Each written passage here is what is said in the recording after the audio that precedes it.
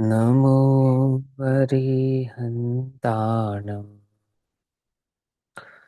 नमो सिद्धाणं नमो आयरीयाणं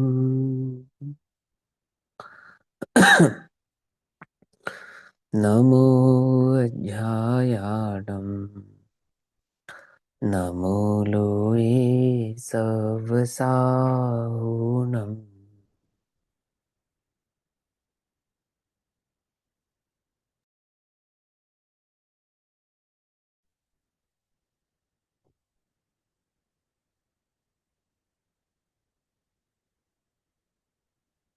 मङ्गलं भगवान् वीरो मङ्गलं गौतमोगणी मङ्गलं कुन्दकुन्दार्त्यो जैनधर्मोऽस्तु मङ्गलम् सर्वमङ्गल्यमाङ्गल्यं सर्वकल्याणिकारकं प्रधानां सर्वधर्माणां जैनं जयतु शासनम्।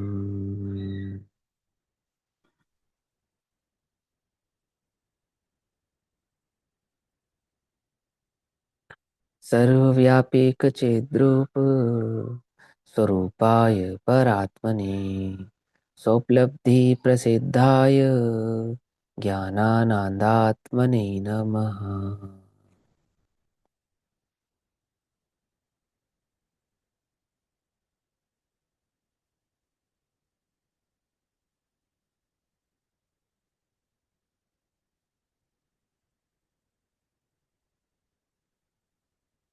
हमारी दोपहर कालीन कक्षा का विषय चल रहा है श्री प्रवचन सारजी परमागम। श्री प्रवचन सारजी परमागम का स्वाध्याय हम सभी आचार्य अमृतचंद्र देव द्वारा रचित तत्व प्रदीपिका तथा आचार्य जयसेन देव द्वारा रचित तात्पर्य वृत्ति टीका के आधार से कर रहे हैं। भाव चल रहा है गेय तत्व प्रज्ञापन महाधिकार, जिसको सम्य दर्शन अधिकार भी कहते हैं। इस गेय तत्व प्रज्ञापन महाधिकार के अंतर्गत द्रव्य सामान्य प्रज्ञापन स्वरूप चल रहा है। द्रव्य के सामान्य स्वरूप की चर्चा करते हुए आचार्य कुंद देव 99वें नंबर की गाथा कहते हैं और वह कहते हैं कि द्रव्य कैसा है, वह त्रियात्मक है। त्रियात्मक है अर्थात द्रव्य द्रव्यात्मक है, गुणात्मक है और पर्यायात्मक है। आत्मक है अर्थात पना है, उसका मैं पना है। द्रव्य का द्रव्य पना वह द्रव्य का मैं पना है। द्रव्य का गुण पना वह द्रव्य का मैं पना है। और द्रव्य का पर्याय पना सो वह द्रव्य का मैं पना है। अर्थात द्रव्य द्रव्य गुण पर्याय के बिना कभी होने वाला नहीं है। ठीक, मतलब प्रवचन सार जी का ये अधिकार द्रव्य के साथ, देखो द्रव्य को तो हम स्वीकार करते ही हैं, गुणों के स्वरूप को भी समझते हैं। पज्जे मूड़ा बात समझानी है। पकड़ में बात नहीं, पकड़ में दो बातें। जिसको तो द्रव्य गुण पर्याय का स्वरूप ही नहीं मालूम, वो तो पर्याय में मूड है ही। लेकिन जिन्हें द्रव्य गुण पर्याय का स्वरूप पता है, क्या वे भी पर्याय में मूड है या नहीं? क्या समझे? उन्हें उन्हें वास्तविक खबर है पर्यायों के स्वरूप की, है ना? तो वहां उसका स्पष्टीकरण कर रहे हैं कि द्रव्य का स्वरूप है कि वो कभी पर्याय के बिना नहीं होगा। हम कहेंगे, हम ही कहेंगे, पर्याय के बिना भी कहेंगे, पर पर्याय के बिना होगा नहीं वो। तो मुख्य गुण को और अभाव सद्भाव के चक्कर में मत डालना। हम करेंगे मुख्य गुण और तुम उसका अभाव ही कर दो, तो ऐसा मत करना। क्योंकि पर्याय के बिना द्रव्य कैसा हो जाएगा? सांख्यो मतियो जैसा द्रव्य हो जाएगा, जैसे सांख्य मतियों का द्रव्य है। ठीक है, तो हमें वस्तु का स्वरूप भली प्रकार से समझ में आवे, इसके लिए पहले क्या करते हैं, पहले वस्तु का स्वरूप समझाते हैं। 264 नंबर का पेज, 99 नंबर की गाथा। अब यह बतलाते हैं कि उत्पाद व द्रव्यात्मक होने पर भी द्रव्य कैसा है? सत है, एक अस्तित्व वाला है। सत है माने एक अस्तित्व वाला है, तीन अस्तित्व वाला नहीं। तीन लक्षण पे, तीनों लक्षणों के भिन्न भिन्न सत कहने पर भी वह द्रव्य एक अस्तित्व वाला है, एक द्रव्य है। सद्वर्धितं सहावी दवं दवस्य जो ही परिणामो अथेषु सो सहावो ठिदि संभवना संबद्धौ द्रव्य अवस्थित है स्वभाव में अतः द्रव्य का सत निज भाव, वह उत्पाद द्रव्यमय है, परिणाम द्रव्य का सहज स्वभाव। ठीक। अब क्या कहते हैं 265 नंबर पेज पर, आचार्य अमृतचंद्र देव इस पर टीका कर रहे हैं। टीका पढ़ते सीधा सीधा, है ना। कल हमने जितनी बातें समझी थी सभी के ध्यान में होंगी, द्रव्य के संदर्भ में, द्रव्य की अखंडता के संदर्भ में, और उस द्रव्य के परिणमन के संदर्भ में, है ना। प्रत्येक प्रदेश कैसे अखंडित है वो सारा स्वरूप हमने कल भली प्रकार से समझा था। ठीक। जिन्होंने नहीं समझा था या कल नहीं थे तो भैया बता दो अभी। ठीक, उसी हिसाब से आगे आगे का पॉइंट लेंगे, नहीं तो बात गाथा का ख्याल में नहीं आएगा। देखो क्या कहते हैं, 265 नंबर का पेज, टीका पढ़ते हैं लाइन टू लाइन। यहाँ विश्व में स्वभाव में नित्य अवस्थित होने से द्रव्य सत है। स्वभाव द्रव्य का ध्रुव्य उत्पाद विनाश का एकता रूप परिणाम है। ठीक, इतनी चर्चा हमने कल कर ली थी, आगे की 3 लाइनें भी पढ़ी थी। एकता रूप परिणाम है अर्थात एकता रूप उसकी अवस्था है। परिणाम का अर्थ द्रव्य भी है, परिणाम का अर्थ गुण भी है, और परिणाम का अर्थ पर्याय भी है। ध्यान रखना, कंफ्यूज नहीं होना। ठीक। जैसे द्रव्य का वास्तु का अर्थ कल समझाया था, समग्रतया पूर्णतया अखंडता से एक होने पर भी कैसा है, विस्तार क्रम से प्रवर्तमान उसके जो सूक्ष्म अंश हैं वे प्रदेश हैं। तो विस्तार क्रम का जो सूक्ष्म प्रदेश है वो क्या है, वो प्रदेश है। विस्तार क्रम की चर्चा करेंगे तो प्रदेशों की चर्चा करेंगे, प्रवाह क्रम की चर्चा करेंगे तो पर्याय की चर्चा करेंगे। ठीक। उसी प्रकार इसी प्रकार द्रव्य की वृत्ति अर्थात द्रव्य का जो अस्तित्व है, द्रव्य की जो स्वरूप है, द्रव्य जो है वह कैसा है, समग्रतया पूर्णतया ही अखंडता ही एक होने पर भी प्रवाह क्रम में प्रवर्तमान उसके जो सूक्ष्म अंश हैं वे परिणाम है। पहले सूक्ष्म अंश तो प्रदेश है और दूसरे सूक्ष्म अंश क्या है, उसके परिणाम है। तो गुण कहाँ चले गए, यहाँ पे 2 चीजें ली, एक तो प्रदेशों की बात ली और एक पर्यायों की बात ली। ठीक है ना। गुण कहाँ गए, तो प्रदेश जो होते हैं वो अनंत गुणात्मक ही है, द्रव्य गुणों के बिना कुछ नहीं है। तो प्रदेश भाव में ही उन गुणों को गर्भित कर लिया, है ना। आई बस समझ में, अलग से गुणों की बात नहीं समझाएंगे क्योंकि पर्याय होंगी तो गुण के बिना नहीं होंगी, चर्चा हो ही चुकी है। तो द्रव्य के 2 सूक्ष्म अंश बनाए, पहला सूक्ष्म अंश कौन सा है, प्रदेश, और दूसरा सूक्ष्म अंश कौन सा है, पर्याय। तो एक प्रदेश और एक समय की पर्याय, ये द्रव्य के क्या हो गए, 2 सूक्ष्म अंश हो गए। अब द्रव्य कैसा है, असंख्यात प्रदेशी है, और कैसा है, अनंत गुणात्मक है, तो इसलिए अनंत पर्यायात्मक भी हो गया। ठीक है ना। तो अनंत पर्यायों में से जो एक पर्याय है वो द्रव्य का सबसे सूक्ष्म प्रवाह क्रम हो गया, और असंख्यात प्रदेशों में जो एक प्रदेश हो गया वो द्रव्य का सबसे सूक्ष्म प्रदेश क्रम हो गया, जिसको क्या कहा यहाँ पर, विस्तार क्रम। लंबाई चौड़ाई मोटाई नापेंगे तो विस्तार से नापेंगे, मैंने चौड़ाई मोटाई, और द्रव्य की अनादि अनंत अवस्था को मापेंगे तो पर्यायों से मापेंगे, उसको प्रवाह क्रम कहते हैं। अब जैसे जैसे विस्तार क्रम का कारण प्रदेशों का परस्पर व्यतिरेक है। विस्तार क्रम का कारण क्या है, हमने द्रव्य के विस्तार को कैसे मापा, कि अखंड है लेकिन प्रदेश की गिनती असंख्यात है, तो हमने काउंटिंग से ही उसके विस्तार को माप लिया, अर्थात उसकी लंबाई चौड़ाई को नाप लिया। पकड़ में ही बात, नहीं पकड़ में ही? रुमाल आपका एक है या अनेक है, एक रुमाल है आपके पास, तो धागों की अपेक्षा से अनेक है, लेकिन वो सभी धागे एक दूसरे में गुथे हुए होने से एक है। तो वो आपका आपका जो रुमाल है वो कितना लंबा चौड़ा है, आप माप सकते हैं, नहीं माप सकते? तो अपने रुमाल की लंबाई और चौड़ाई नापने के लिए आपको धागे की लंबाई चौड़ाई नापनी है या रुमाल की लंबाई चौड़ाई नापनी है? क्या समझे, नहीं समझे? कि धागा और रुमाल दो थोड़ी है, धागों की गुथित अवस्था ही रुमाल है, धागों की गुथित अवस्था ही रुमाल है। एक धागा उस रुमाल का सबसे छोटा अंश है। लंबाई और चौड़ाई में मापने के लिए जब उसकी धागे से धागा जुड़ेगा तभी तो लंबा होता जाएगा ना, धागे से धागा जुड़ेगा तो वो रुमाल को क्या बनाएगा, कपड़े को क्या बनाएगा, लंबा करता चला जाएगा, मैंने उसको एक शेप में लेता आएगा। तो असंख्यात प्रदेश हैं, तो प्रदेशों से क्या मापा हमने, उसके विस्तार क्रम को मापा।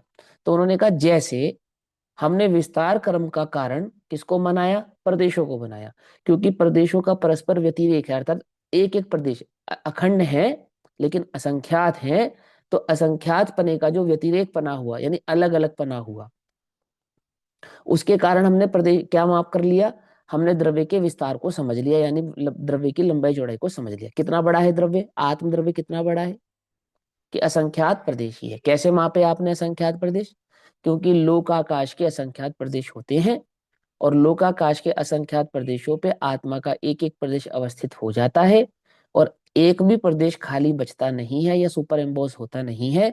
तो हमने ये जाना कि आत्मा के असंख्यात प्रदेश हैं, है ना।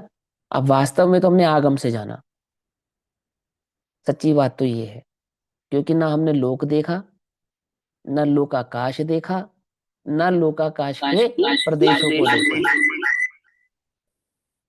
है ना। ना हमने लोकाकाश के प्रदेशों को देखा, सच्ची बात है या नहीं है ये। हमने आगम की दृष्टि से उसको देखा है कि ऐसा लोक का स्वरूप है ना। पुद्गल के कितने प्रदेश हैं, कि एक प्रदेश ही है। कैसे जाना, आगम से जाना।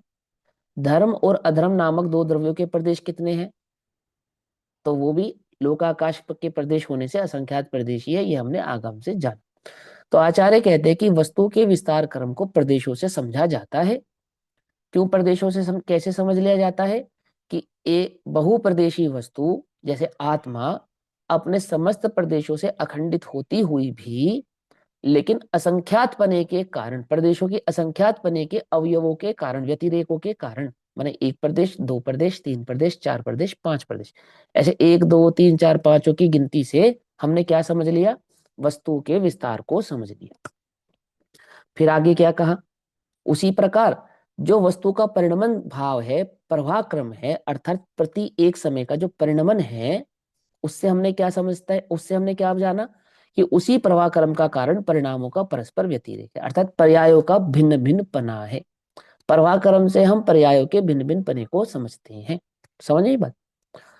प्रदेशों के व्यतिरेक से द्रव्य के क्या समझते हैं, विस्तार को समझते हैं, और पर्यायों के व्यतिरेक से वस्तु के प्रवाह क्रम को समझते हैं। ये इतना सिद्धांत पहले ग्राफ में, पहले पैराग्राफ में आचार्य अमरचंद्र देव ने हमको समझा दिया। अब इतनी सी लाइन आपको समझ में नहीं आई हो तो मुझसे और 5 बार पूछ लो, ठीक, क्योंकि आगे आगे वो थोड़ी और गहराई से, डेप्थ से बात को कहने वाले हैं। ठीक है ना। थोड़ा अलर्ट होके बैठना, नींद आती हो तो मुंह धो के बैठना, ठीक भैया, कुल्ला करो मुंह धो, थोड़ा पानी पियो, और फिर आराम से बैठो। देखो फिर क्या कहते हैं। अब उसी का, ये जो लाइनें कही ना, 4 लाइनें कही, अब इसी को थोड़ा और विशेष तरीके से समझाएंगे। जैसे वे जो प्रदेश हैं, जैसे वे प्रदेश अपने स्थान में, अब ध्यान से समझना, प्रदेश है, अब तुम कंफ्यूज ना हो तो मैं तुमको थोड़ा सरल कर देता हूं। जैसे वो द्रव्य है, द्रव्य कैसा होता है, प्रदेशात्मक होता है ना। बिना प्रदेशों के तो किसी वस्तु को हम द्रव्य नहीं कह सकते, और द्रव्य के प्रदेश पना नहीं है, और बिना प्रदेश के द्रव्य पना नहीं है। ये को क्लियर है ना बात, पकड़ में आती है ना बात, है ना। तो कहते हैं जैसे वे प्रदेश अपने स्थान में, अब मान लो आकाश का एक प्रदेश है तो वो अपने स्थान पर, लेकिन आकाश कैसा है, पूरा अखंडित है ना। मानो पुद्गल का एक परमाणु है तो वो एक ही प्रदेश ही है, ठीक। अधर्म और अधर्म है तो वो आवागमन करते ही नहीं, उनके प्रदेश फोल्ड होते ही नहीं, है ना। काल है सो कालाणु भाव से प्रकट है। तो हम जीव की दृष्टि से इसको समझते हैं। मैं उदाहरण यहाँ पे जीव का लेकर चलता हूं, ताकि आपको ये अर्थ अच्छे से समझ में आता चला जाए। मान लो एक जीव द्रव्य है, ऐसा मान लेते हैं हम। तो वो जीव द्रव्य कैसा है, जैसे मैं जीव द्रव्य अपने स्थान पर बैठा हूं, अपने स्थान पर अवस्थित हूं ना, स्वस्थान पर अवस्थित। अब ये स्वस्थान कौन सा, स्वद्रव्य, स्वक्षेत्र, स्वकाल, स्वभाव वाला स्थान है। जो द्रव्य अपने स्वस्थान पर बैठ विराजमान है, अपने असंख्यात प्रदेशों के साथ विराजमान है ना। तो क्या है, जैसे वे प्रदेश अपने स्थान में, एक एक प्रदेश अपने स्थान में, एक द्रव्य के असंख्यात प्रदेश है, तो प्रत्येक प्रदेश अपने अपने स्थान पर कैसा है, स्वरूप से उत्पन्न और पूर्व रूप से विनष्ट होने से, स्वरूप से उत्पन्न होते हैं और पूर्व रूप से विनष्ट होते हैं। तो प्रदेशों में उत्पन्न और विनष्टपना होता है क्या, प्रदेशों में तो उत्पन्न और विनष्टपना नहीं होता है ना। तो यहाँ पे तो ऐसा लिखा है कि जैसे वे प्रदेश अपने स्थान में रहते हैं, स्वरूप से उत्पन्न होते हैं और पूर्ण रूप से विनष्ट होते हैं। अर्थात उन देशों का जो परिणमन है, उन प्रदेशों में जो पर्यायात्मक परिणमन है। प्रदेश तो अपने स्थान पर ही रहता है, प्रदेश तो अपने स्थान को छोड़कर कहीं आगे पीछे जाता नहीं है ना। ना उसकी उत्पत्ति होती है, ना उसका विनाश होता है। परंतु प्रत्येक प्रदेश अपने स्थान में स्वपर से उत्पन्न, स्वरूप से उत्पन्न और पूर्व रूप से विनष्ट होने से तथा सर्वत्र, तथा सर्वत्र, सर्वत्र माने संपूर्ण प्रदेशात्मक भाव, सर्वत्र माने संपूर्ण प्रदेशात्मक भाव, एक द्रव्य के जितने भी प्रदेश है ना, तो वो एक सर्वत्र कहलाएंगे, सर्वत्र। परस्पर, परस्पर अर्थात एक दूसरे से, प्रत्येक प्रदेश एक दूसरे से अनुसयुति से रचित, अनुसयुति से रचित का क्या अर्थ होता है? जैसे एक धागे में अनेक मोती पिरे हों। अनुसयुति से रचित, जैसे एक धागे में अनेक मोती पिराए गए हों, रचित। एक वस्तुता से अर्थात एक ही वस्तु भाव से, एक अखंड भाव से, एक वस्तु है वो। प्रदेश कितने हैं? असंख्यात। प्रत्येक प्रदेश कैसा है? पहले से दूसरा प्रदेश भिन्न है। और कैसा है? स्वरूप से अवस्थित है। पहला प्रदेश दूसरे प्रदेश से भिन्न है, अपने से है, अन्य से नहीं है। अपने से है, अन्य से नहीं है। पहले प्रदेश के होने का कारण दूसरा प्रदेश नहीं है, दूसरे प्रदेश के होने का कारण तीसरा प्रदेश नहीं है, तीसरे प्रदेश के होने का कारण चौथा प्रदेश नहीं है। प्रत्येक प्रदेश कैसा है? अपने से है ना। और अपने से होता हुआ वह प्रदेश कैसा है कि एक दूसरे से रचित, अनुसयुति से रचित, एक वास्तुता, एक वस्तु वाला है, अखंड है। एक द्रव्य असंख्यात प्रदेश परंतु अखंड वस्तुता से अनुत्पन्न, अविनष्ट होने से, अर्थात ध्रुव्यात्मक रूप रहने से ना तो उत्पन्न होता है ना विनष्ट होता है। प्रदेश कैसा है? पर्यायों की अपेक्षा से उत्पन्नता भी होती है और विनष्टता भी होती है। और स्वभाव द्रव्यात्मक अपेक्षा से, ध्रुव्यता की अपेक्षा से कहता है कैसा है? एक वस्तुता, एक वस्तु रूप रहने से, अर्थात जैसे जीव द्रव्य है असंख्यात प्रदेशी, तो वो जीव के जो प्रदेश है वो जीव रूप ही रहेंगे, अन्य रूप नहीं होंगे, किसी दूसरी वस्तु रूप नहीं होंगे, है ना। तो क्या कहते हैं? रचित एक वस्तुता से अनुत्पन्न, अर्थात जो किसी के द्वारा उत्पन्न नहीं हुए हैं, अविनष्ट, जो कभी नष्ट को नाश को प्राप्त नहीं होंगे होने से, और उत्पत्ति संहार ध्रुव्यात्मक है। अब तीन बातें समझाई, एक बार कहना अनुत्पन्न और अविनष्ट। तो अनुत्पन्न अविनष्ट को तो क्या कहा यहाँ पर? ध्रुव्यात्मक है, ठीक है।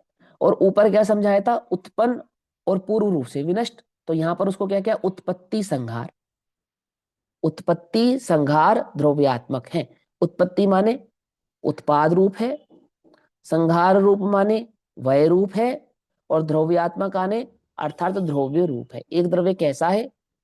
क्या है? गाथा की हेडिंग क्या है? पढ़ के बताना एक बार, हेडिंग पढ़ के बोलो। उत्पाद व द्रव्यात्मक होने से भी पर भी द्रव्य सत है। हाँ, हमें इस गाथा की टीका में क्या समझाने वाले हैं? एक जो द्रव्य है वो उत्पाद रूप है, वय रूप है और ध्रुव्यात्मक है, और ऐसा उसका अस्तित्व है, ठीक है। ये समझाना है आचार्य देव ने हमको।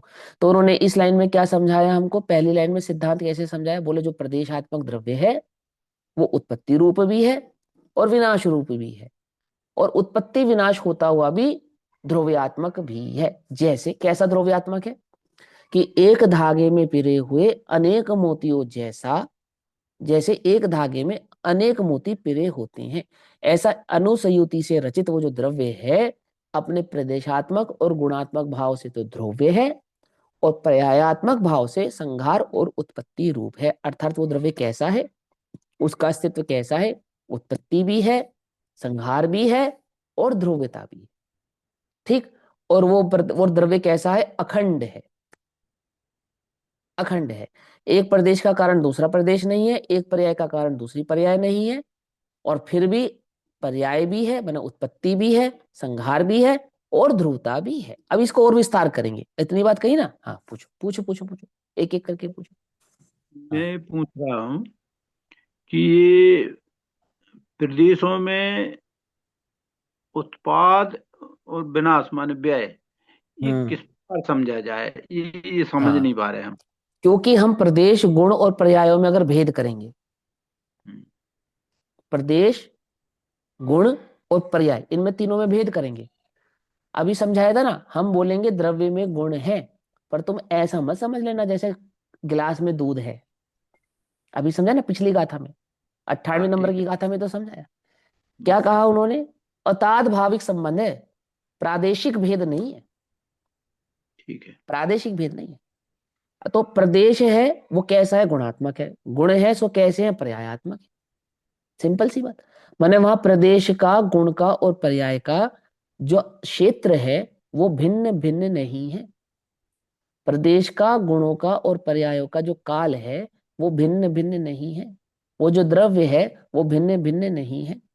और जो भाव है सो वह भी अपेक्षाकृत कथनचित भिन्न है और कथनचित भिन्न नहीं है। नहीं। समझे? ऐसा। हाँ, अब गरिमा दीदी का प्रश्न दूसरे नंबर पे। गरिमा दीदी आप क्या कह रहे थे? भैया बस मैं पूछ रही थी कि ये हर प्रदेश जैसे असंख्यात प्रदेश है, तो हर हाँ, प्रदेश का अपना पर्याय के हिसाब से, हर प्रदेश पर का। अब देखो, एक प्रदेश की पर्याय नहीं, पर्याय तो पूरे द्रव्य की होगी। हाँ एक हाँ। प्रदेश की पर्याय तो होगी नहीं, पूरे हाँ द्रव्य हाँ, की होगी ना। बताया था। क्योंकि प्रदेश असंख्यात प्रदेशी होने पर भी एक अखंड द्रव्य है। असंख्यात प्रदेशी है, द्रव्य अखंड है। आई बात समझ तो में? जैसे पर्याय पलटी तो हर प्रदेश के लिए ये आएगा कि पर्याय की अपेक्षा से वो हाँ हाँ, उसमें उत्पाद भी हुआ, उसमें हाँ, व्यय भी हुआ, और और वह ध्रुव ध्रुव है तो एक भी। है ही।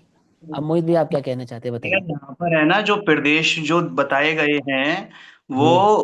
बेसिकली दृष्टांत के तौर पे बताए गए हैं, और हाँ जो हाँ। प्रवाह क्रम है वो हम्म। सिद्धांत के तौर पे बताया गया है। तो जैसे अखंड प्रदेश, तो अखंड में असंख्यात प्रदेश आ गए, तो एक प्रदेश से दूसरा प्रदेश, फिर तीसरा प्रदेश, तो ऐसे तो हो गया हमारा विस्तार क्रम। तो उसी में जो कहा कि अपने स्वरूप से उत्पन्न, माने एक प्रदेश, और फिर जब हम दूसरे प्रदेश की तरफ जाते हैं तो पहले प्रदेश का व्यय हो गया और दूसरे का उत्पाद हो गया। लेकिन हम्म। उसी को अगर हम पूरा वैसे देखें, विस्तार क्रम से देखें, तो हम्म। अनुसूची से रचित एक वास्तुपने से तो वो अखंड प्रदेशी जो हम्म। जीव द्रव्य, जो आपने एग्जाम्पल लिया जीव हम्म। द्रव्य, तो वो उसका ध्रुव स्वरूप हो गया। इसमें अभी हम्म। पर्याय तो बाद में आएगी, मतलब जो मैंने नहीं नहीं नहीं नहीं नहीं वो नहीं, पर्याय तो पर्याय बाद में नहीं आएगी। से पर्याय आ तो रही ले है ली, ये। अब उसका विस्तार करेंगे। देखो मेरी बात सुनो। उत्पत्ति संहार ध्रुव्यात्मक, ये उत्पत्ति संहार किसको कह रहे हैं? देखो, इसमें दो बार पर्यायों के स्वरूप को लिया। पहली बार जब लिखा यहाँ पर उत्पन्न, स्वरूप से उत्पन्न और पूर्व रूप से विनष्ट, तो ये तो दो प्रदेशों की भिन्नता के लिए लिखा। पहली लाइन में लिखा ना, क्या वही लिखा पहली वही लाइन में? पहले से विनष्ट और दूसरे से उत्पन्न। हाँ, तो तो दो एक प्रदेशों की भिन्नता। तो ये तो हुआ दो प्रदेशों की भिन्नता। ठीक है ना? अब आगे क्या लिखा? अनुसूयुति से रचित एक वास्तुता से अनुत्पन्न और अविनष्ट होने से। अब यहाँ पे लिखा एक, एक वास्तुता अनुत्पन्न और अविनष्ट। अब यहाँ पे क्या हो गया? यहाँ पे ध्रुव्यता हो गई। अनुत्पन्न का मतलब जो उत्पन्न नहीं होता, अविनष्ट माने जो नाश को प्राप्त नहीं होता, जो उत्पत्ति को भी प्राप्त नहीं हुआ, जो नाश को भी प्राप्त नहीं हुआ, वो क्या है? वो ध्रुव्यात्मक भाव है। अब भैया का ये कहना है कि भैया ये अभी इन्होंने पर्याय का स्वरूप नहीं समझाया। हाँ, लेकिन अभी समझो, ध्यान से समझना, ध्यान से, है ना? पहले ध्यान से समझो। क्या कहना चाहते हैं यहाँ पर कि एक जो द्रव्य है वो कैसा है? सरलीकरण, कैसा है? कि ध्रुव्यात्मक है, उसमें उत्पत्ति भी है, उसमें विनाश भी है या नहीं है? उत्पत्ति और विनाश है या नहीं है? कि हाँ है। जैसे वे प्रदेश अपने स्थान में स्वरूप से उत्पन्न, अपने भाव से तो होते हैं, अन्य के भाव से नहीं होते हैं। तो अन्य पूर्व रूप से विनष्ट होने से, अभी समझा था ना, एक प्रदेश है दूसरे के कारण नहीं है, दूसरा प्रदेश है तीसरे के कारण नहीं है, तीसरा प्रदेश है चौथे के कारण नहीं है। अभी समझाई थी ना ये बात, है ना? लेकिन एक द्रव्य है, लेकिन असंख्यात प्रदेशी है। ठीक। अब एक जो प्रदेश है वो अनंत गुणात्मक है, ध्यान से समझना। अनंत गुणात्मक जो एक प्रदेश है, तो पूरा का पूरा द्रव्य ही अनंत गुणात्मक है, क्योंकि प्रदेश से खंडता नहीं है, द्रव्य के अंदर प्रदेशों की खंडता नहीं है। हम जो असंख्यात प्रदेश काउंट कर रहे हैं वो पहली लाइन में उत्तर दे दिया कि हमने उसके विस्तार क्रम को समझने के लिए प्रदेशों में व्यतिरेकपना किया। व्यतिरेकपना कर देने से प्रदेशों में व्यतिरेकपना हो गया क्या है? कि वस्तु तो व्यतिरेकता को प्राप्त नहीं हुई, वस्तु तो एक ही रही, है ना? और प्रवाह क्रम हमने उसके पर्याय स्वरूप को समझने के लिए लिया। पकड़ में बात। और पर्याय का प्रवाह क्रम हम कैसे समझेंगे? सो पर्यायों में भी व्यतिरेकपना है, एक पर्याय दूसरी पर्याय से भिन्न है, दूसरी पर्याय तीसरी पर्याय से भिन्न है, तीसरी पर्याय चौथी पर्याय से भिन्न है, ऐसा है। पकड़ में आ गई बात? नहीं पकड़ में आ गई? तो संपूर्ण भाव क्या समझाना चाहते हैं कि जैसे वे प्रदेश अपने स्थान में, जो भी वो अवस्थित स्थान पर जहां पे भी वो प्रदेश द्रव्य है, प्रदेश कहने का मतलब एक प्रदेश नहीं, प्रदेश कहने का मतलब वो द्रव्य। प्रदेश शब्द यहाँ पर क्यों लिया? क्योंकि कोई द्रव्य एक प्रदेशी है, कोई द्रव्य बहुप्रदेशी है। पकड़ में आई बात? नहीं पकड़ में आई? इसलिए द्रव्य के स्थान पर किसको लिया? प्रदेश को लिया। अब एक प्रदेशी द्रव्य में तो आप व्यतिरेक खंड कैसे घटित करोगे? पकड़ में ही बात नहीं पकड़? जैसे पुद्गल का एक द्रव्य, पुद्गल द्रव्य है, वो एक एक प्रदेशी है, उसमें व्यतिरेकपना कैसे घटित करोगे? उसमें नहीं होगा। अथवा काल द्रव्य है, तो काल में व्यतिरेकपना कैसे घटित करोगे? नहीं कर पाओगे। तो इसलिए उन्होंने कहा प्रदेश।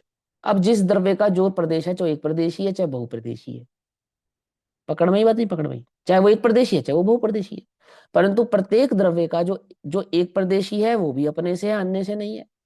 और जो बहुप्रदेश है तो वो बहुप्रदेशात्मक द्रव्य के जो बहुप्रदेश हैं वे भी प्रत्येक प्रदेश अपने अपने से हैं, अन्य प्रदेशों के कारण नहीं है। एक ही द्रव्य के बहुप्रदेश भी अपने अपने से, अन्य से नहीं है। और क्या कहते हैं? परस्पर अनुसंयुति से रचित एक वास्तुता से अनुत्पन्न अविनष्ट होने से उत्पत्ति, भैया उत्पत्ति एक सेकंड, अविनष्ट होने से उत्पत्ति, संहार और ध्रुव्यात्मक है। अब ये जो उत्पत्ति, संहार और ध्रुव्यात्मक है ना, उत्पत्ति, संहार और ध्रुव्यात्मक तो पर्याय माने उत्पत्ति रूप पर्याय जिसको कहते हैं उत्पाद, वय रूप पर्याय यानी कि जिसको हम कहते हैं नाश, इसको यहाँ पे लिखा संहार, और ध्रुव्यात्मक है। पकड़ में ही बात नहीं पकड़ में? यहाँ तो द्रव्य गुण पर्याय माने गुण पर्याय की अपेक्षा से ही समझ रहे, उत्पाद व ध्रुव की अपेक्षा से ही यहाँ पर समझा रहे। उदाहरण में पर्याय नहीं लिया, लेकिन ये जो सिद्धांत बताया ना होने से, यहाँ पे उत्पत्ति और संहार किसको मानेंगे? उत्पत्ति और संहार प्रदेशों को नहीं मानेंगे, वो तो उसका स्वरूप समझाएंगे, अभी और विस्तार करेंगे उसको आगे। हाँ अब पूछो क्या बोल रहे हो नेहा दीदी आप? ने बोला एक प्रदेशी के ऊपर ये घटित नहीं होगा क्योंकि वो क्यों स्व नहीं से। होगा? वो भी होगा, उस पर भी घटित होगा। चाहे एक प्रदेशी है तो वो भी अपने से है, जैसे एक यहाँ प्रदेशी पे वस्तु है। अपने स्थान में स्वरूप से उत्पन्न और हाँ पूर्व हाँ रूप से विनिष्ट होने से, तो हाँ, एक पूर्व रूप, प्रदेश से घटित पूर्व करेंगे। रूप से, पूर्व रूप से यानी कि अन्य रूप से, बस इतना सा, किसी अन्य के कारण नहीं है, अच्छा किसी ठीक है। अन्य के कारण नहीं है, ठीक है ना? प्रदेश, प्रदेश को हम प्रदेशत्व गुण से ले सकते हैं ना, कि प्रदेशत्व गुण के परिणमन से हम उसको समझ सकते हैं प्रदेश को। एक गुण की अपेक्षा से नहीं है, प्रदेशत्व गुण के कारण हाँ, प्रदेश नहीं है ना, वो तो प्रदेश की नहीं नहीं, बात है। देखो अगर इसको बहुत और ध्यान से समझो, थोड़ी सी और सूक्ष्मता से समझो, अगर मैं अपने आधार से इसकी टीका का अर्थ करता हूँ, है ना, मैं किसी अन्य का इसमें रेफरेंस नहीं दे रहा हूँ, मैं अपने आधार से इसका अगर बुद्धि से अर्थ करने की कोशिश करूँ तो मैं ये कहूंगा, मैं जो अपना अर्थ करूंगा मैं ये कहूंगा इसके अंदर कि आचार्य देव हमको ये बता रहे हैं कि स्वरूप से उत्पन्न और पूर्व रूप से विनष्ट, तो प्रत्येक प्रदेश के अंदर प्रवाह क्रम पड़ा है, प्रत्येक प्रदेश में एक प्रवाह क्रम है। तो वो जो द्रव्य जो प्रदेश है ना, वो प्रवाह क्रम के कारण नहीं है, अपने स्वभाव के कारण है। प्रवाह में जिस प्रदेश का पूर्व क्रम तो विनाश को प्राप्त हो गया, समझना ध्यान से पहले, है ना, और नवीन भाव को प्राप्त हुआ, तो ये जो उत्पत्ति विनाश उत्पत्ति विनाश उत्पत्ति विनाश हमें नजर आएगा, ये कहाँ नजर आएगा? ये प्रदेशों में। कहाँ हो रहा है? ये प्रदेशों में हो रहा है, सीधी सी बात है। चाहे तुम उसको द्रव्य कहो चाहे तुम उसको प्रदेश कहो, यहाँ पे प्रदेश और द्रव्य दो भिन्न भिन्न नहीं है, एक द्रव्य कहो चाहे एक प्रदेश कहो, क्योंकि प्रदेशों की अपेक्षा से द्रव्य अपने आप से अखंड है। पकड़ में ही बात। और कोई वस्तु एक प्रदेशी भी है, मान के चलो हम काल द्रव्य की बात करें फॉर एग्जाम्पल, तो काल द्रव्य तो एक ही प्रदेश है ना, पुद्गल का एक परमाणु तो एक प्रदेशी है ना। तो पुद्गल के उस एक परमाणु में क्या लिखा उन्होंने? जैसे वे प्रदेश अपने स्थान में स्वरूप से उत्पन्न, अपने स्थान में स्वरूप से उत्पन्न हुआ, तो स्वरूप से उत्पन्न हुआ अर्थात स्वरूप रूप से विराजमान रहता है, अपने स्वभाव से अपने स्वरूप से विराजमान रहता है। अब उसमें निरंतर परिणमन भी होता है, प्रवाह क्रम भी होता है नहीं होता है? तो पूर्व पर्याय के कारण और नवीन अवस्था के कारण उस प्रदेश की अवस्था बनी रही, तो बोले ऐसा नहीं है। परिणमन हुआ ना, पूर्व परिणमन का व्यय हुआ, नवीन परिणमन का उत्पाद हुआ, तो ये उत्पाद और व्यय उत्पाद व्यय के कारण बना रहा ना वो। देखो जैसे लोक में कहावत है उदाहरण के तौर पे, ऐसा सिद्धांत कहा जाता है कि पिता अपने आप को जीवित रखता है पुत्र के रूप में। क्या कहते हैं लोक में? पिता अपने आप को जीवित रखता है किसके रूप में? पुत्र के पुत्र रूप में। पुत्र की उत्पत्ति हुई है मानो पिता का ही अस्तित्व है, ऐसा है ना, जबकि वो दो भिन्न द्रव्य हैं। बराबर। पकड़ में ही बात नहीं? पकड़ में। ऐसे ही किसी को ये लगे कि पूर्व पर्याय का अभाव हुआ, लेकिन नवीन पर्याय का जो जन्म हुआ उसने किसको बचा के रखा?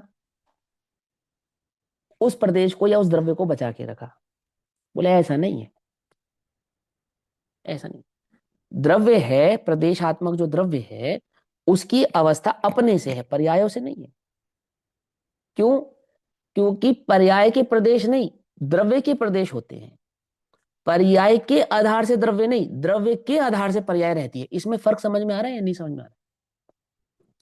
वस्तु प्रवाह क्रम के आधार से नहीं है, प्रवाह क्रम वस्तु के आधार से है। आती है बात समझ में? नहीं आती? एक है विस्तार क्रम, एक है प्रवाह क्रम। तो प्रवाह क्रम का जो अस्तित्व है वो वस्तु के कारण है, इसलिए वो वस्तु क्या हो जाती है? वास्तु हो जाती है। अर्थात वास्तु कैसे हो जाती है कि वो प्रदेशात्मक, गुणात्मक और पर्यायात्मक समग्र भाव को अपने अंदर निहित कर लेती है। पकड़ में आती है बात? नहीं पकड़ में आती है? भैया जी, इनके लिए हम प्रदेशों के लिए हम्म। क्रम देते हैं, गिनती कर देते हैं कि एक नंबर का, 2 नंबर का, 3 नंबर का, 4 हाँ नंबर, ऐसे हाँ प्रदेशों के नंबर दे दें। तो इन हाँ। नंबरों से जैसे आप समझा रहे हो हम्म। कि जो पहला प्रदेश है और हाँ दूसरा प्रदेश है, तो हाँ जो पहला प्रदेश है वो दूसरा प्रदेश नहीं है। हाँ, वो दूसरा नहीं है, जो दूसरा है वो तीसरा नहीं है। एक अर्थ ये हाँ हुआ। और हाँ प्रत्येक प्रदेश में होने वाला जो उत्पाद वय है प्रत्येक हाँ प्रदेश में होगा ना, अखंड हाँ, रूप से आत्मा में ही होगा, एक द्रव्य में ही होगा, है ना। बराबर। लेकिन प्रदेशों का व्यतिरेक भी स्वरूप स्वीकार किया है। तो एक ही पर्याय है, परंतु वो संपूर्ण प्रदेशों में नजर आएगी ना, हाँ, एक ही पर्याय। तो खंडित ठीक। नजर आएगी या अखंडित नजर आएगी?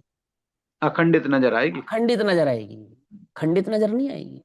और वो उत्पत्ति विनाश, उत्पत्ति विनाश, उत्पत्ति विनाश, तो वो एक का विनाश होगा, एक की उत्पत्ति, एक का विनाश हो, एक की उत्पत्ति, एक का विनाश, एक की उत्पत्ति। तो ऐसे द्रव्य बना रहेगा क्या? ऐसे नहीं बना रहेगा, अपने स्वरूप से बना रहेगा, ठीक। अपने आधार से बना रहेगा, पर्याय के आधार से नहीं बना रहेगा। तीसरे काल में, दूसरे तीसरे काल में युगलिया होती हैं।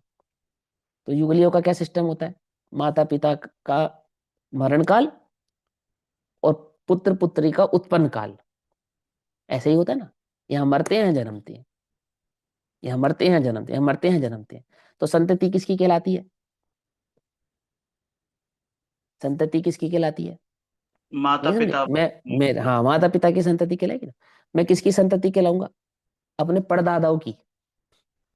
क्या समझे? नहीं समझे? जैसे गोत्र होता है, तो गोत्र क्या है? वो संतति तो है। राजा अग्रसेन था, राजा अग्रसेन के पुत्र हुआ, 22 पुत्र हुए मान लो। तो एक पुत्र हुआ गोयल नाम का, फॉर एग्जाम्पल। तो गोयल नाम के पुत्र की जितनी भी संतान है वो सब कौन हो गई? सब गोयल हो गई। पकड़ में ही बात? नहीं पकड़ में ही? तो गोयल ही जिंदा है। क्या समझे? आई बात पकड़ में? नहीं पकड़ में ही? क्या मान्यता है लोक में? गोयल ही जिंदा है। कैसे जिंदा है? पिता उसी ही का गोत्र वंश बेल है ना, वो वंश बेल जो है वो ही जिंदा है। आती है बात समझ में? नहीं समझ में आती है? तो बोले ऐसा नहीं, ऐसा नहीं। उत्पत्ति और विनाश है, परंतु वस्तु अपने स्वरूप से है। ठीक। उत्पत्ति और विनाश तो होगा, बिल्कुल होगा। अनुसयुति से रचित वो वस्तु कैसी है? जैसे कैसी है कि अविनष्ट होने से उत्पत्ति, संहार और ध्रुव्यात्मक है। उत्पत्ति है, संहार है और ध्रुव्यात्मक है। अब यहां जो उत्पत्ति संहार है, उत्पत्ति संहार यहाँ पर्याय के संदर्भ में ही है, ऐसा समझो। एक द्रव्य, एक परमाणु दूसरे, एक प्रदेश दूसरे प्रदेश के कारण नहीं है, ऐसा नहीं, ऐसा अर्थ नहीं निकालना इसका। आगे क्या कहते हैं, सुनो आगे। उसी प्रकार वे जो परिणाम है, अब यहां परिणाम किसको ले रहे हैं? ऊपर तो प्रदेशों का स्वरूप समझाया, ठीक, प्रदेशों का स्वरूप समझाया, और वो प्रदेशों का स्वरूप समझाकर फिर क्या कहा? उत्पत्ति, संहार, ध्रुव्यात्मक है। अब पर्यायों का स्वरूप समझाएंगे, फिर यही कहेंगे उत्पत्ति, संहार और ध्रुव्यात्मक है। हम एक एक का भिन्न भिन्न प्रदेश स्वभाव समझाएंगे, और कुल मिलाकर वो क्या बनेगा? उत्पत्ति, संहार और ध्रुव्यात्मक। विस्तार क्रम और प्रवाह क्रम। तो विस्तार क्रम में उत्पत्ति, संहार और ध्रुव्यात्मक, ये बता दिया। अब फिर दोबारा विस्तार क्रम में उत्पत्ति, संहार और ध्रुव्यात्मक समझाएंगे। आ रही बात समझ में? नहीं आ रही? अर्थात चाहे हम प्रदेशों की बात करें तो भी उत्पाद व ध्रुव्य रहेगा, चाहे हम पर्यायों की बात करें तो भी उत्पाद व ध्रुव्य रहेगा। उत्पाद व ध्रुव्यता से तो वह कभी भिन्न या छिन्न होगा ही नहीं। हम विस्तार क्रम की बात करेंगे तब भी उत्पत्ति, विनाश और ध्रुव्यात्मक अवस्था रहेगी, और हम मात्र पर्यायों की बात करेंगे तब भी उत्पत्ति, विनाश और ध्रुव्यता की बात रहेगी। अब जैसे भैया ने तर्क किया, मोहित भैया ने, बिल्कुल जेन्युइन तर्क है। तो मेरा ये प्रश्न उठेगा यहाँ पर कि जब दूसरे नंबर पे पर्यायों की बात करेंगे तो ध्रुव किसको कहेंगे? अगर पहले नंबर के में उत्पत्ति को और संहार पर्याय को नहीं कहेंगे तो दूसरे नंबर पर ध्रुव्य वो किसको कहेंगे? आई बात समझ में? नहीं समझ में? है ना? अगर दूसरे नंबर का ध्रुव ध्रुव ही है तो पहले नंबर की उत्पत्ति को संहार पर्याय ही है। आ गई बात समझ में? है ना भैया? आपका जो प्रश्न था आपको समझ आ गया ना? आगे चलते, चलो अब क्या कहते हैं। उसी प्रकार, किस प्रकार? जैसे अभी हमने प्रदेशों का स्वरूप समझाया उसी प्रकार वे परिणाम माने यहाँ पे परिणाम किसको कह रहे हैं? पर्यायों को कह रहे हैं। यहाँ पे परिणाम नाम पर्याय का है। वे परिणाम अपने अवसर में, एक एक शब्द को बड़े ध्यान से समझना। जब हम कोई बात लिखते हैं ना तो प्रत्येक शब्द का चयन हमारे भावात्मक दृष्टिकोण को प्रस्तुत करता है। हमारे शब्दों का चयन हमारी भावनाओं को प्रकट करता है ना? और अगर कहने वाला व्यक्ति आचार्य अमरचंद्र जैसा हो तो फिर कहना ही क्या, है ना? तो उन्होंने देखो क्या कहा, अपने अवसर में मतलब स्वकाल में। पकड़ में बात? अवसर में माने स्वकाल में। पर्याय कब आएगी? कौन सी पर्याय कब आएगी? अपने स्वकाल में आएगी। मैं 40 वर्ष का कब होऊंगा? है कब होऊंगा? कि 40वें वर्ष में होऊंगा। ये कैसी बात करते हो? समझ में आई बात? नहीं समझ में आई? अपने स्वकाल में होऊंगा। 37 के बाद सीधा 40 नहीं, क्या 40 होने में 40वां ही वर्ष चाहिए। कौन सा 40वां वर्ष? तुम्हारा 40वां वर्ष नहीं, मेरा 40वां वर्ष। क्या समझे? पकड़ भाई बात? नहीं पकड़ भाई? क्योंकि तुम्हारा वर्ष 40वां चल रहा है इसलिए मेरा भी 40वां चलेगा, ऐसा नहीं। मेरा 40वां वर्ष तो मेरे 40वें वर्ष में चलेगा। अवसर माने स्वकाल। अपने अवसर में, अपने स्वकाल में स्वरूप से उत्पन्न प्रत्येक पर्याय अपने स्वकाल में अपने स्वभाव से उत्पन्न होती है और पूर्व रूप से विनष्ट, जो पहले थी वो वर्तमान में नहीं है, ऐसे विनष्ट भाव को प्राप्त होती है होने से। तथा सर्वत्र परस्पर, तथा सर्वत्र माने हमेशा, जब तक वह रहेगा। कौन? वो द्रव्य जब तक रहेगा तब तक वो जो पर्यायों का समूह है, जो पर्यायों की कंटिन्यूटी है, उनका जो परस्पर पना है वो कैसा है? अनुसयुति से रचित। जैसे द्रव्य अनुसयुति से रचित है, जैसे माला के मोतियों को तुम आगे पीछे नहीं कर सकते। धागे में पिरोने के बाद जो मोती जिस स्थान पर चला गया, अब वो मोती उसी स्थान पर रहने वाला है। वो मोती बदल नहीं सकता, उसका स्थान नहीं बदल सकते। पकड़ में बात? नहीं पकड़? गांठ पड़ गई ना, उदाहरण है ये। द्रव्य में ऐसी गांठ नहीं पड़ी है कि भैया गांठ खोल के बदल देंगे, ऐसा नहीं। उसी प्रकार पर्याय कैसी है कि जैसे द्रव्य के प्रदेश अनुसयुति से रचित है। कल क्या समझा था हमने? प्रदेश का स्थान नहीं बदल सकते। उसी प्रकार ये जो पर्याय हैं ये कहती हैं कैसी हैं? ये भी परस्पर, अर्थात एक के बाद एक, एक के बाद एक, एक के बाद एक, परस्पर अनुसयुति से रचित, धागा में पिरोए गए मोती के समान, अनुसयुति से रचित एक प्रवाहत्व से, अर्थात एक कंटिन्यूटी से, एक पर्याय के बाद दूसरी पर्याय में क्या नहीं है? अंतर नहीं है। एक प्रवाह। पकड़ में आई बात? नहीं पकड़ में? रंच मात्र भी अंतर नहीं है। एक प्रवाह से, अनुत्पन्न और अविनष्ट होने से। कि कैसी बात करते हो? पर्याय अनुत्पन्न और अविनष्ट होती है क्या? है कि एक प्रवाह रूप से उत्पन्न भी हुई, विनष्ट भी हुई, और फिर भी उसमें ध्रुव्यात्मक भाव बना रहा। उदाहरण देकर समझाएंगे आकर, है ना? मानो ध्रुवता, जिसके आधार से वो पर्याय हो रही है, ध्रुवता। तो एक प्रवाह से अनुत्पन्न अविनष्ट होने से एक प्रवाह की कॉन्टिन्यूटी, अर्थात कॉन्टिन्यूटी में किसी प्रकार का कोई खंड नहीं पड़ता, और वो धारा प्रवाह किसकी है, वो धारा प्रवाह जो बनी रही ना ध्रुव्यात्मक दृष्टि से, वो द्रव्यात्मक दृष्टि से होने से उत्पत्ति संहार ध्रुव्यात्मक है, अर्थात उत्पत्ति भी है, संहार भी है और ध्रुवता भी है। जिस समय एक बार हार रिपीट टूट कर रहा लो। है, ये एक प्रवाहत्व से अनुत्पन्न और विनष्ट होने, हाँ एक उत्पन्न और प्रवाह विनष्ट तो का क्या अर्थ है? अनुत्पन्न और एक अविनष्ट यानी ध्रुवता, यहाँ ध्रुवता पे द्रव्य ध्रुवता। के लिए, यहाँ पे ये ध्रुव के लिए लेंगे अनुत्पन्न और हाँ अविनष्ट। बिल्कुल, ऊपर भी उसी के लिए लिया था, नीचे भी उसी के लिए लेंगे। ठीक माने है, मुझे ध्रुव लगा के बिना, पर्यायों के लिए, नहीं नहीं नहीं नहीं, नहीं पर्याय के लिए ऊपर लिख दिया ना, स्वरूप से उत्पन्न और पूर्व रूप से विनष्ट होने से, ठीक है। लिख दिया ना, अपने भाव से उत्पन्न होती है, अन्य भाव से विनष्ट होती है। ऊपर जहां लिखा था द्रव्य के संदर्भ, जब वहां पे लिखा था पूर्व रूप से उत्पन्न और पूर्व रूप से विनष्ट, वो तो एक स्वरूप से, प्रदेश दूसरे के कारण नहीं है ऐसा लिखा था। लेकिन अच्छा जब नीचे लिखा उत्पत्ति संहार ध्रुव्यात्मक है, तो कहते क्या क्या है, उत्पत्ति रूप है, वय रूप है और ध्रुव्यात्मक है, यानी उत्पाद है, वय है और ध्रुव है। अब यहाँ पर्यायों का स्वरूप समझा के क्या कहा कि एक पर्याय है, दूसरे के कारण नहीं है, स्वकाल से उत्पन्न होती है, अनुसंयुति संयुति से रचित है, स्वकाल में उत्पन्न होती है, अपने से उत्पन्न होती है। पहली का विनाश होता है, दूसरी का उत्पत्ति होती है। पहली का नाश दूसरे के कारण नहीं होता, दूसरी की उत्पत्ति पहली के कारण नहीं होती, परंतु प्रवाह क्रम की जो कॉन्टिन्यूटी है, ध्रुवता, वो टूटती नहीं है, वो ज्यों की त्यों बनी रहती। फॉर एग्जाम्पल के तौर पर समझाते हैं, जिस समय चेन टूट रही है, तो चेन टूट कर मान के चलो पत्थर के रूप में या डले के रूप में बन रही है, गलाया जा रहा है, सोने को गलाया जा रहा है, तो चेन गलती जा रही है, और साथ की साथ वो क्या बनती जा रही है, तरल पदार्थ में या एक सोने के टुकड़े में कन्वर्ट होती जा रही है। तो चेन नाश होती जा रही है धीरे धीरे धीरे धीरे धीरे, है ना, और पत्थर में बदलती जा रही है, टुकड़े में, सोने के टुकड़े में बदलती जा रही है। वही क्षण गलने का और वही क्षण पत्थर में बदलने का, पकड़ में आ रही बात, नहीं पकड़ में आ रही है, अलग अलग तो नहीं हो रहा ना। यहाँ चेन गली तो गलते ही साथ क्या हो गई, है ना, सॉलिड रूप में या पत्थर के रूप में कन्वर्ट हो गई।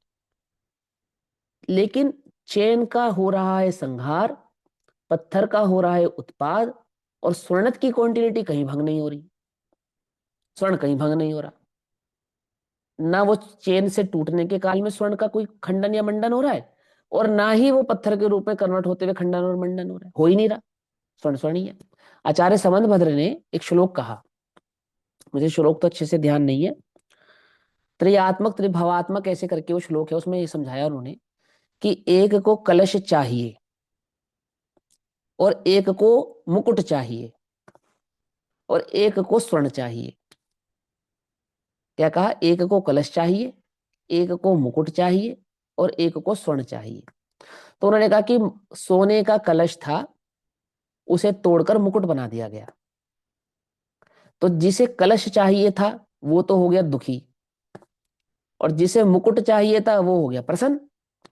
लेकिन जिसकी दृष्टि स्वर्ण पे थी वो मध्यस्थ है, ना वो सुखी है ना वो दुखी है, वो मध्यस्थ रहा, उसकी उसकी मध्यस्थता में कोई अंतर नहीं पड़ा, जैसा का तैसा बना रहा। फॉर एग्जाम्पल मान के चलो, एक है पुजारी मंदिर में जो सामग्री बनाता है, और एक पुजारी मंदिर का जो पूजा करता है, और एक है भंडारी। क्या कहा, पकड़ में बात, पकड़ में, एक पुजारी जो सामग्री बनाने वाला, एक पुजारी पूजा करने वाला, और एक मंदिर का भंडारी। तो पुजारी ने जो पूजा करने वाला है उसका महत्व ज्यादा है, पूजा करने वाले का सामग्री बनाने वाले से महत्व ज्यादा है ना।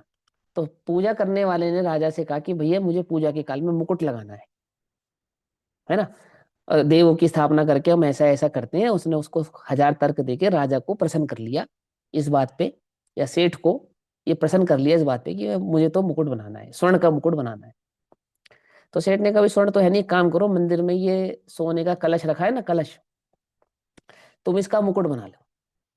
ठीक, तो जो उस कलश से डेली पानी भरता था, सामग्री धोता था, आदि आदि कार्य करता था, वो तो बेचारा दुखी हो गया।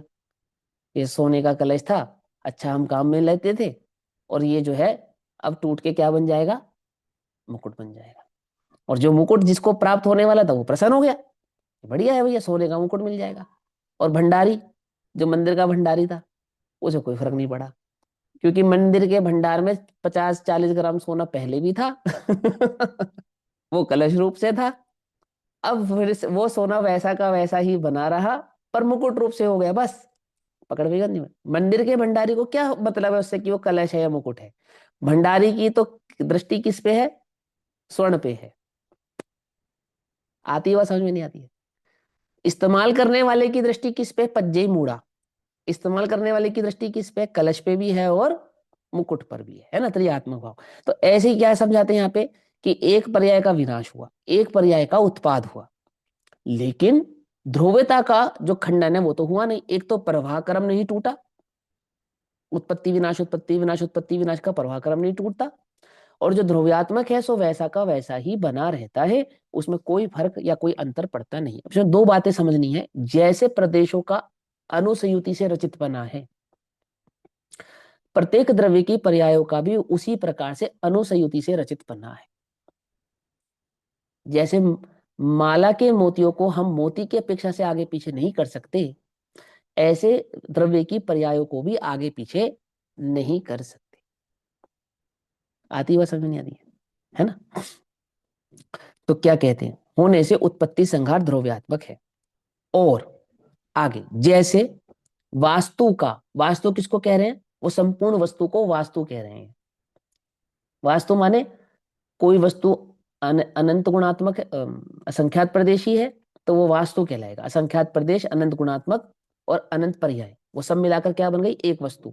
तो वस्तु का संपूर्ण भाव क्या हो गया? वास्तु। कल डिटेल में किया था, उसको समझाया था।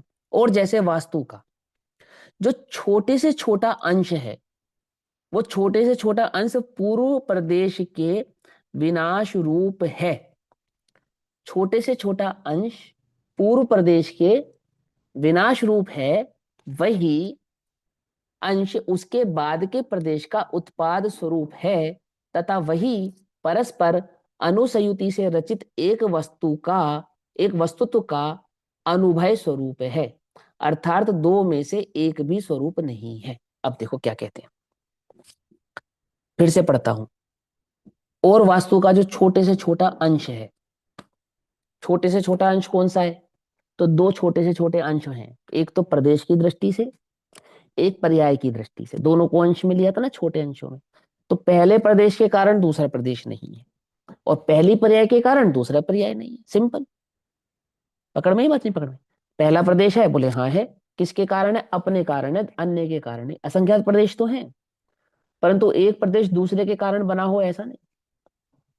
ऐसा नहीं कि मैंने तुम्हारा हाथ छोड़ दिया तो तुम गिर जाओगे, ऐसा नहीं। पकड़ में ही बात? नहीं पकड़ में? अर्थात उन दोनों के बीच की जो बॉन्डिंग है वो एक दूसरे के कारण नहीं है, अपने से है। अपने से असंख्यात पने का द्वैत होने पर भी अखंड है, एक है। एक आंख खराब होगी तो दूसरी हो जाएगी, ऐसा नहीं। ऐसा नहीं है ना? प्रदेशों में ऐसा नहीं होता। उदाहरण के तौर पे तो एक है, दूसरे के कारण नहीं है। ऐसे पर्याय एक है, अन्य के कारण नहीं है। तो जैसे वास्तु का जो छोटे से छोटा अंश पूर्व प्रदेश के विनाश रूप है, अर्थात द्रव्य में जो प्रदेशात्मक भावों में परिणमन हुआ, दोनों बातें एक साथ ग्रहण कर ली। एक प्रदेश दूसरे प्रदेश के कारण नहीं, और प्रदेशों में होने वाला परिणमन भी एक दूसरे के कारण नहीं। पूर्व प्रदेश के विनाश रूप है, वही अंश उसके बाद के प्रदेश का उत्पाद स्वरूप है, और तथा वही परस्पर अनुसयुति से रचित एक वस्तुत्व का अनुभय स्वरूप है। अनुभय स्वरूप है अर्थात दोनों नहीं है। दोनों नहीं है मतलब उत्पत्ति नहीं है, विनाश नहीं है, तो क्या बचा? ध्रुव बचा। सीधी सी बात है। अनुभय रूप है अर्थात ध्रुव्यात्मक रूप है। अनुभय, अनुभय यानी दोनों नहीं है, वास्तुत्व से अनुभय स्वरूप है। अर्थात ना तो द्रव्य का उत्पाद होता है ना विनाश होता है। एक बार उत्पाद होता है, एक बार विनाश होता है। उत्पत्ति विनाश रूप है एक बात, और उत्पत्ति विनाश रूप होता हुआ भी अनुभय है। अर्थात उत्पत्ति विनाश रूप नहीं है। कैसा है? ध्रुव्यात्मक है। इसी प्रकार प्रवाह का जो अल्पाति अल्प सबसे छोटा यानी एक समय की पर्याय, प्रदेशों में एक प्रदेश और पर्यायों में एक समय की पर्याय। यहाँ पे अनुभव अल्पाति का अल्प मतलब उत्पाद व्यय ले लेंगे हम, नहीं, मतलब एक प्रदेश के कारण दूसरा प्रदेश नहीं है, और अनुभव का अनुभय अर्थ। अर्थात अखंड है। अ, ध्रुव है या मतलब अखंड है?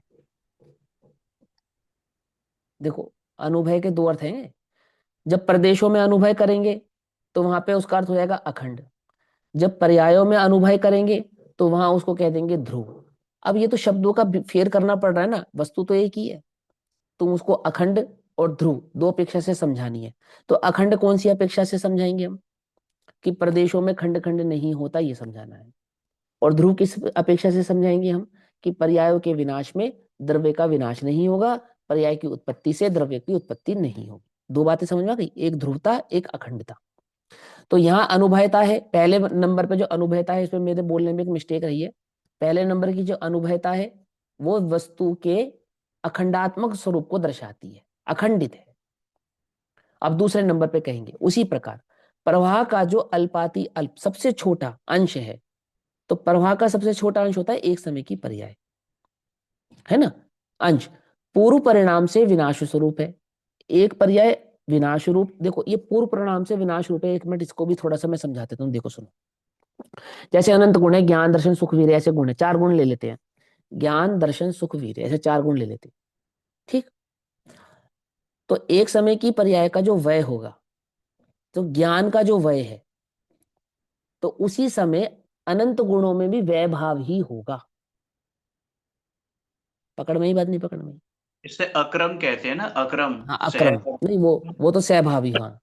गुणों को सहभावी कहते हैं, एक साथ रहने वाले। अक्रम का अर्थ तो होता है आगे पीछे नहीं होते। लेकिन यहाँ बात परिणमन आगे पीछे होता है या नहीं होता, क्या समझे। जैसे ज्ञान का व्यय हुआ, ज्ञान में उत्पाद और व्यय, उत्पाद व्यय उत्पाद व्यय होगा ना, उत्पाद व्यय उत्पाद व्यय उत्पाद व्यय उत्पाद व्यय प्रत्येक गुणों में होगा ना। तो पहले एक समय ऐसा लिया जिसमें ज्ञान का व्यय भाव घटित हो रहा है, तो ज्ञान में व्यय हो रहा है तो दर्शन में भी व्यय हो रहा है, चारित्र में भी व्यय हो रहा है, वीर्य में भी व्यय हो रहा है। अनंत के अनंत गुणों में एक ही समय में व्यय, और अनंत के अनंत गुणों में एक ही समय में उत्पाद। उत्पाद व्यय का क्रम आगे पीछे नहीं होगा, गुण तो आगे पीछे होते ही नहीं, परंतु उनके परिणमन का क्रम भी आगे पीछे नहीं होता।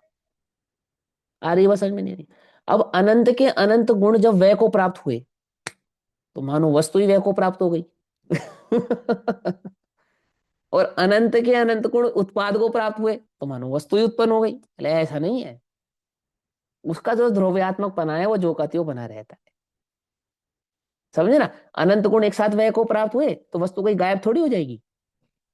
पकड़े, व्यय का काल उत्पत्ति का काल, पूर्व पर्याय की व्यय और नवीन पर्याय की उत्पत्ति और वस्तु की ध्रुवता। तो देखो क्या समझाते हैं, इसी प्रकार प्रवाह का जो अल्पाति अल्प, प्रवाह किसको कहते हैं, पर्यायों के परिणमन को प्रवाह कहा, और उसका जो अल्पाति अल्प छोटे से छोटा जो अंश है, यानी कि एक समय की पर्याय, वो पूर्व परिणाम के विनाश स्वरूप है, यानी भूतकाल की पर्याय वो विनाश रूप है, और वही उसके बाद के परिणाम के उत्पाद स्वरूप, यानी वर्तमान काल की पर्याय की उत्पत्ति स्वरूप है ना, है। तथा वही परस्पर अनुसयुति से रचित एक प्रवाह से अनुभय स्वरूप है, अर्थात ना उत्पत्ति है ना विनाश है। एक प्रदेश दूसरे प्रदेश के कारण नहीं है, एक पर्याय दूसरे पर्याय के कारण नहीं है।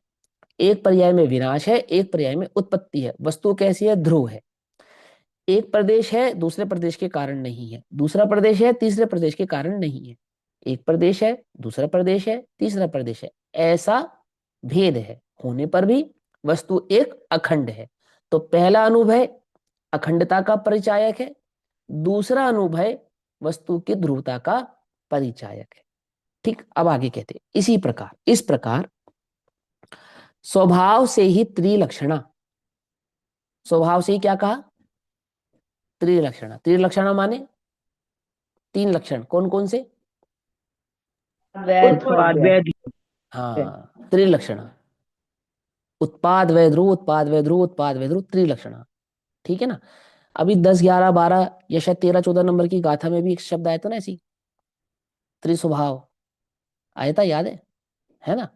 वो जो आगे भूमिका बनाई ना पीछे वस्तु के स्वरूप को लेकर, उसी का विस्तार चल रहा है यहाँ क्या कहते हैं, इस प्रकार स्वभाव से ही त्रिलक्षणा, स्वभाव से ही वस्तु कैसी है, उत्पाद वय ध्रुव, उत्पाद वय ध्रुव, उत्पाद वय, ये अपने तीन लक्षणों को कभी नहीं छोड़ेगी। त्रिलक्षण परिणाम पद्धति में, अर्थात परिणामों की परंपरा में, कौन सी परंपरा में, पर्यायों की परंपरा अथवा द्रव्य के अनादि निधन अवस्था। द्रव्य की जो अनादि अनिधन अवस्था है ना, वो जो परंपरा है अनादि अनिधनता की परंपरा है, उसमें पर्यायों का परिणमन भी है और ध्रुव की ध्रुवता भी है। क्या कहते हैं, इस प्रकार स्वभाव से ही त्रिलक्षणा परिणाम पद्धति में अर्थात अनादि से ऐसा ही परिणमता हुआ। कैसा परिणमता हुआ? उत्पाद व ध्रुव, उत्पाद व ध्रुव, उत्पाद व ध्रुव, एक काल में, एक काल में उत्पाद, दूसरे काल में वय और तीसरे काल में ध्रुव, ऐसा नहीं, एक ही काल में, एक ही समय में उत्पाद व ध्रुव, उत्पाद व ध्रुव, उत्पाद व ध्रुव।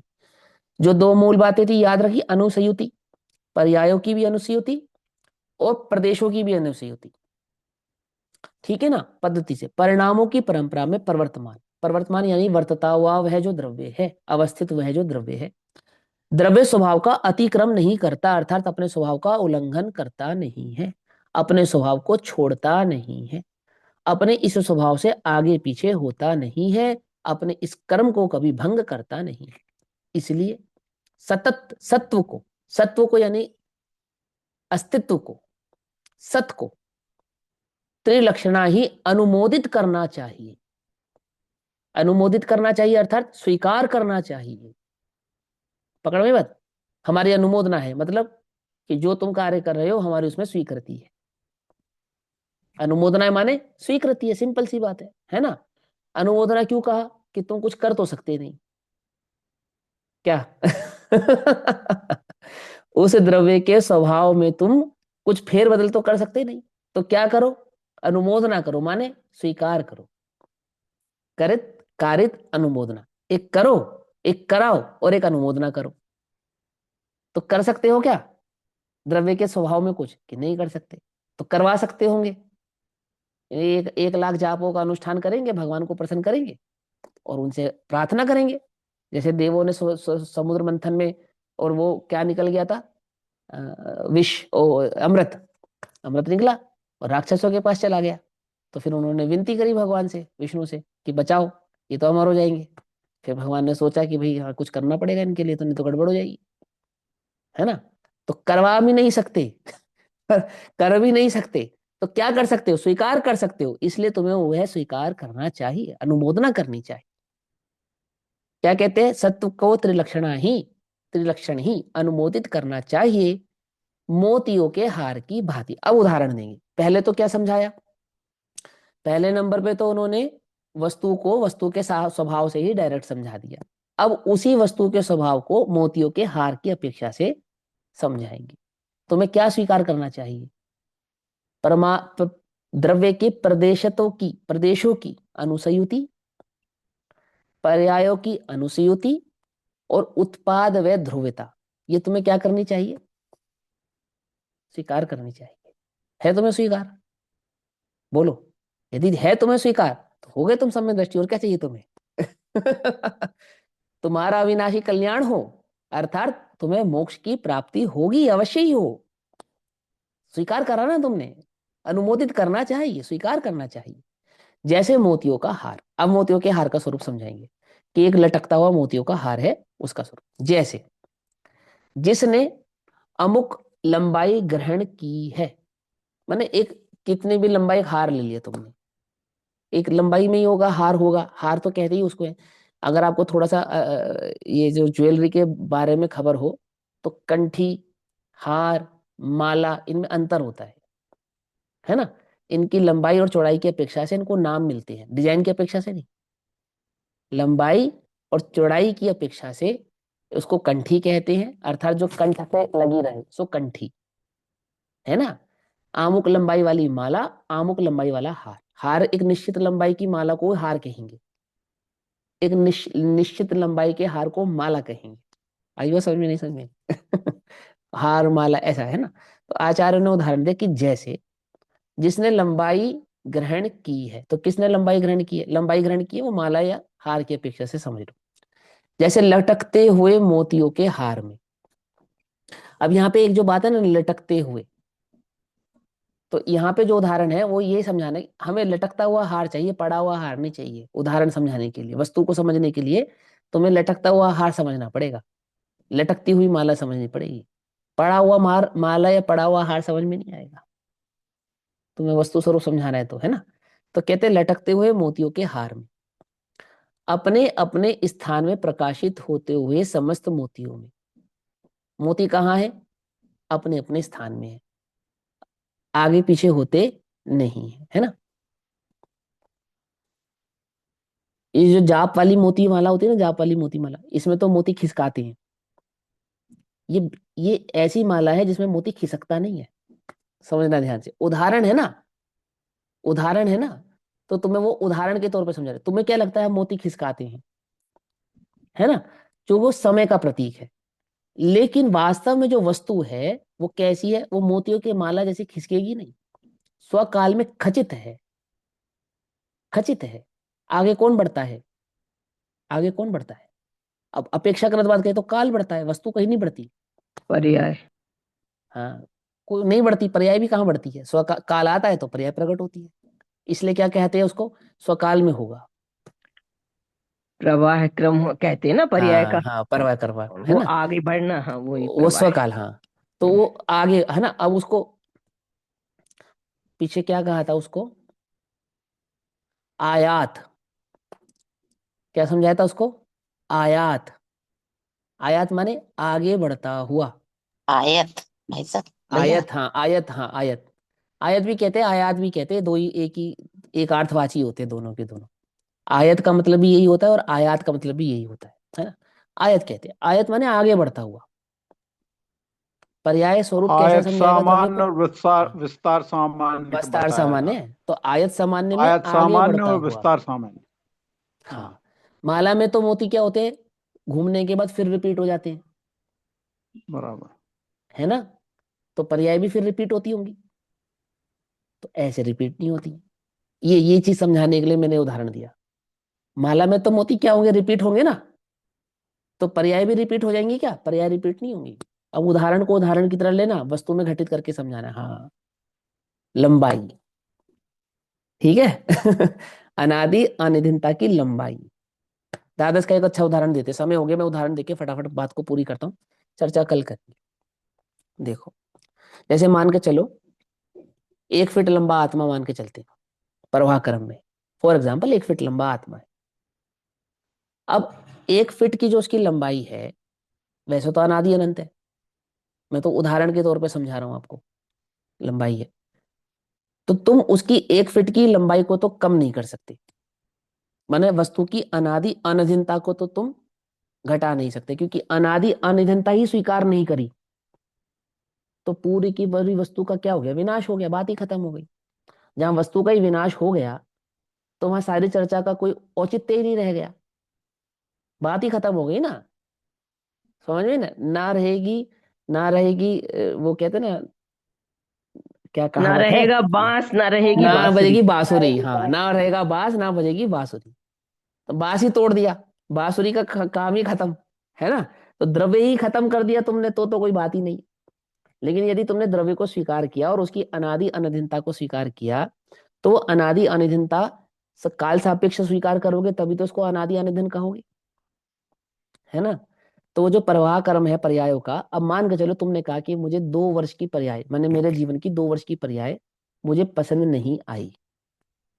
दादा उसका उदाहरण देते हैं, मान के चलो भगवान महावीर स्वामी कहने लगे, यार ये जो मारिच वाला जीवन है ना मेरा, ये कट कर दो,